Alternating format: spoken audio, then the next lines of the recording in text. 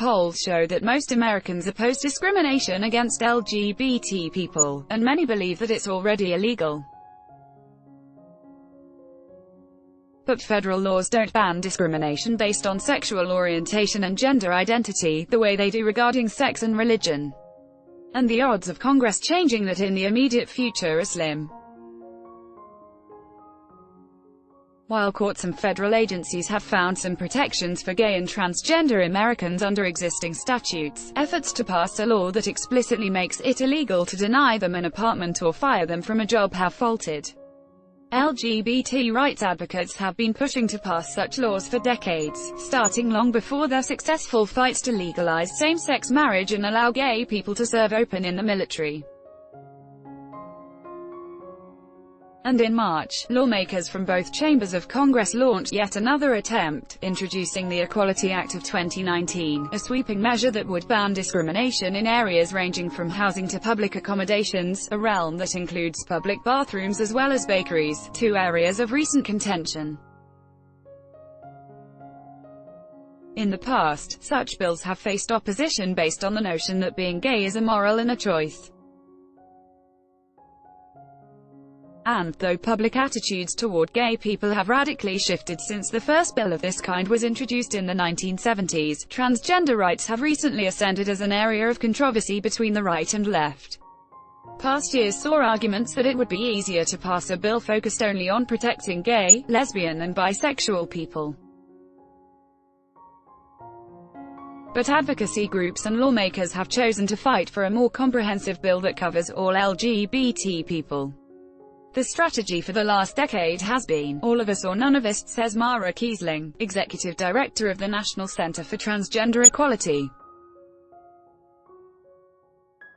Though advocates believe the Equality Act will pass the Democratic-controlled House, they don't have high hopes that it will be brought up for a vote in the Republican-controlled Senate. And several efforts by the Trump administration, such as pushing to ban transgender people from serving openly in the military, lend doubt to whether the president would sign it. A slippery slope. The first version of the Equality Act was introduced in 1974, during a productive time for civil rights but a fraught time for gay Americans. America didn't even know gay people, says Kiesling. And the word transgender was hardly in use.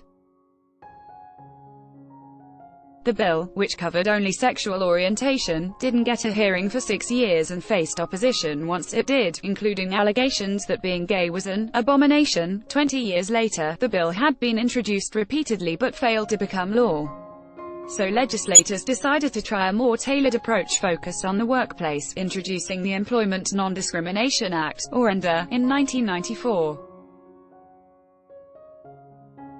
That measure still faced objections based on the notion that being gay was an objectionable lifestyle, as well as allegations that the protections amounted to special treatment. For many opponents, there's a slippery slope that begins with anti-discrimination law and ends up with affirmative action, explains Mark Stein, a historian specializing in LGBT issues at San Francisco State University. From 1994 until 2005, lawmakers introduced what Kiesling describes as non-inclusive ENDA, meaning that it did not protect people on the basis of gender identity. This was a sticking point among movement groups and lawmakers from the outset, as some asserted that a narrower bill would be easier to pass. In 2007, Democratic Congressman Barney Frank, an openly gay lawmaker and a hero of the gay rights movement, introduced a bill that, for the first time, included gender identity as well as sexual orientation. But after a contentious hearing involving debate about bathrooms and dress codes, and a whip count that apparently showed there weren't enough votes to pass the bill, he switched course and introduced another one covering only sexual orientation, subsequently arguing that something was better than nothing. Many advocacy groups expressed outrage. Some scrambled on what position to take. Democrats split. As Kiesling recalls, all hell broke loose, neither bill became law. From that point on, she says, the consensus was that equality must be equality for all. In the immediate aftermath, that decision helped push the fight for an anti-discrimination law further down Democrats' list of priorities. When Democrats swept the White House, Senate, and House of Representatives in 2008, advocates had a rare window to enact legislation. It was the first time they had controlled all three since 1994. David Stacey, head of government affairs for the Human Rights Campaign, a major LGBT rights group, says there were lingering doubts about being able to pass a version of ENDA that included gender identity.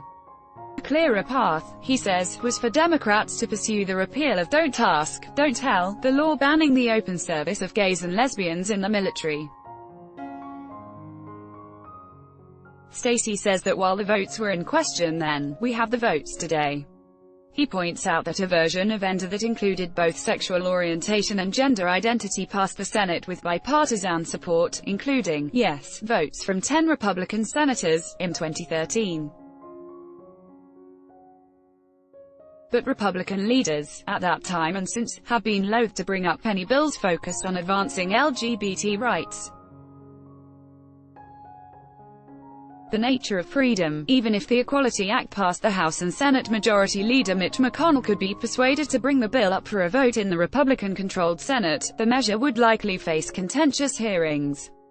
As transgender Americans have become more visible, that attention has helped rally support for the community.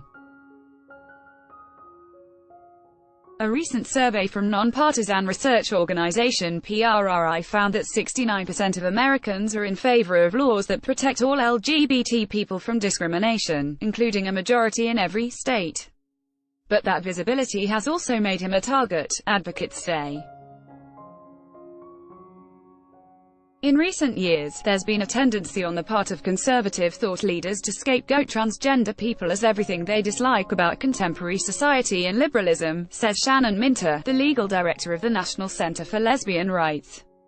During a recent debate in a House committee about the reauthorization of the Violence Against Women Act, Republicans focused on trying to remove provisions that had been added to protect transgender people, such as a measure that could require prisons to house transgender individuals in facilities that match their gender identity. One lawmaker made an argument describing transgender women as biological males, a preview of debate that will likely accompany the consideration of the Equality Act in Congress. In recent years, arguments about religious freedom have been also levied at attempts to shore up protections for LGBT people.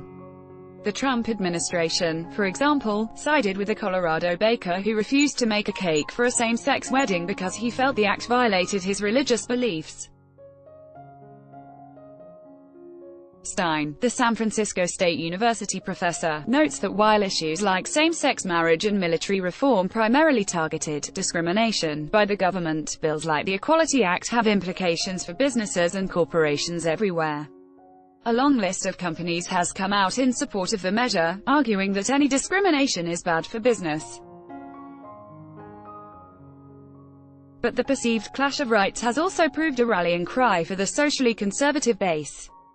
The sky has not fallen. In past decades, critics of non-discrimination bills also made the argument that protections for LGBT people are an unnecessary solution in search of a problem, likely to engender nothing but frivolous lawsuits. LGBT rights groups countered by releasing studies that attempt to show the extent of discrimination that people face. Among the most vulnerable are transgender people. One survey found that 30% reported mistreatment at the workplace, ranging from verbal harassment to being fired because of their gender identity. Though no federal law explicitly bans firing a transgender woman because she is transgender, there are avenues of recourse. 21 states have laws that ban discrimination against LGBT in employment and housing, 20 ban it in public accommodations as well. Agencies like the Equal Employment Opportunity Commission have also taken the position that such treatment is illegal under bans on sex discrimination. But courts have split on the issue of exactly what sex means in federal law, and the Supreme Court has yet to resolve the debate. The fact that a patchwork of protections exists makes it both easier and harder to argue that the Equality Act must pass, says HRC's Stacey. On the one hand, it makes messaging a little more complicated around why it is necessary, even though the bill would bring sprawling legal changes. On the other hand, the fact that these protections have existed and the sky has not fallen is an incredibly strong argument, he says. Though polls show that the majority of Americans oppose discrimination, Stein questions how accurate those numbers are, how people really feel once the debate starts touching on issues like identity politics, religious minorities, feminism and freedom. People may say that when asked in very general terms, he writes in an email, but if asked in more specific terms, I'm not sure that it's true. Write to Katie Steinmetz at katie.steinmetz@time.com.